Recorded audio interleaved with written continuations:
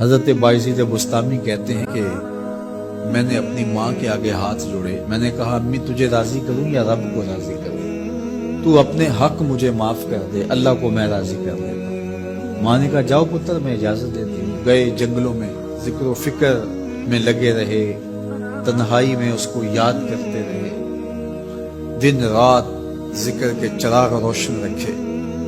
12 سال گزر گئے حق کی تلاش میں۔ ایک دن واپس بستام کے قریب سے گزر رہے تھے، خیال آیا چلتے چلتے ماں کو سلام کریں۔ دروازے کو دستک دینے لگے تو اس خیال نے ہاتھ روک لیا کہ ساری زندگی ماں کو سکھ تو دیا کوئی نہیں، اب دکھ بھی کیوں دینے لگے؟ رات کا ایک پہر بیت گیا ہے، سردیوں کی لمبی رات ہے، ماں بستر میں لیٹی ہوگی، تیرے لیے اٹھے گی، دروازہ کھولے گی، دروازے کے ساتھ ہی لگ کے بیٹھ گئی اور ساری رات کاٹ دی، اس خیال سے کہ ماں کو تکلیف نہ ہو۔ جب سحری کا وقت ہوا تو اندر سے جو نالی آتی تھی اس نالی سے پانی آیا، سمجھ گئے میری ماں تہجد کے لیے اٹھی ہے اور وضو کا پانی ہے، تو فوراً دروازے پہ دستک دی۔ اندر سے آواز آئی بیٹا بایزید میں بھی آئی۔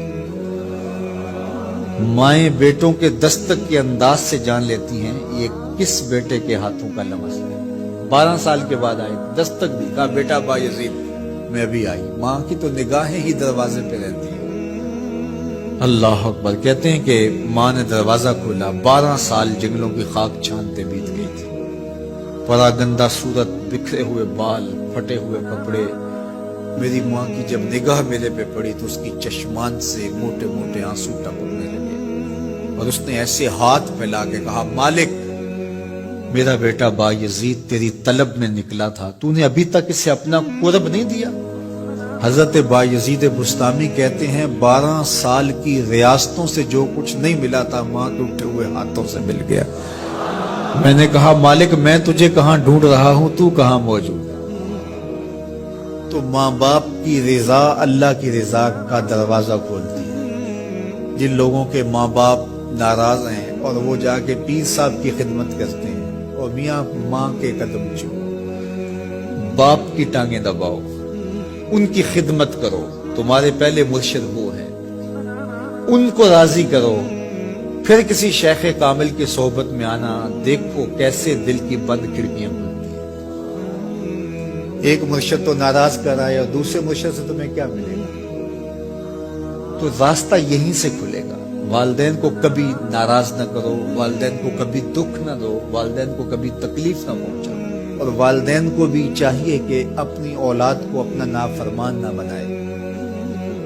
ایک بزرگ فرماتے ہیں کہ مجھے برابر 30 سال ہو گئے ہیں کہ میں اپنی اولاد کو کوئی حکم ہی نہیں دیا، کوئی حکم نہیں دیا۔ کوئی چیز مجھے چاہیے بھی ہوتی ہے تو میں بصیغہ عمل نہیں کہتا، بلکہ ایسی بات کرتا ہوں، پانی چاہیے تو یہ نہیں کہتا بیٹا پانی لے کر آؤ، میں ویسے کہتا ہوں پیاس لگی ہوئی ہے، تو اگر وہ سمجھ جائے اور وہ خود لے آئے تو اچھی بات ہے، لیکن اگر وہ نہ لائے تو میں نے اس کو حکم ہی نہیں دیا، امر ہی نہیں کیا، تو اس امر کی مخالفت ہی لازم نہیں آئے گی۔ تو کہا 30 سال برابر گزر گئے ہیں، میں نے اپنی اولاد کو حکم نہیں دیا کہ کہیں وہ میری نافرمان نہ ہو جائے، کیونکہ اگر وہ نافرمان ہو گئی پلے کچھ نہیں رہے گا۔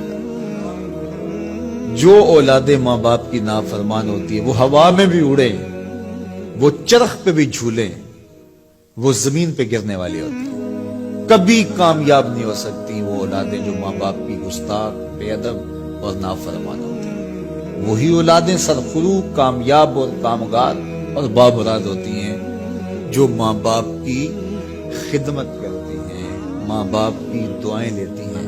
وہ ایک بچہ ماں باپ کے پاؤں دبا رہا تھا تو ایک بچہ ایک بر اعظم میں، دوسرا دوسرے بر اعظم میں، تیسرا تیسرے بر اعظم میں بڑے بڑے کاروبار کر رہا تھا۔ تو کوئی اس کا دوست ملنے آیا، اس نے کہا کہ اس نکمے کو بھی کہیں بھیج دو، فلاں جو ہے وہ یورپ میں ہے، فلاں امریکہ میں ہے، وہاں اتنی بڑی کمپنی اس نے کھولی ہوئی ہے، اس نکمے کو یہاں بٹھایا، اس کو بھیج دو، یہ تو نکمہ کسی کام کا نہیں۔ کہا یہ نکمہ ہی تو میرے کام آ رہا ہے، یہ نکمہ ہی تو میرے کام آ رہا ہے۔ تو اولاد خوش نصیب ہے کہ اپنے ماں باپ کی خدمت کرے، اور ان کے ساتھ حسن سلوک کرے۔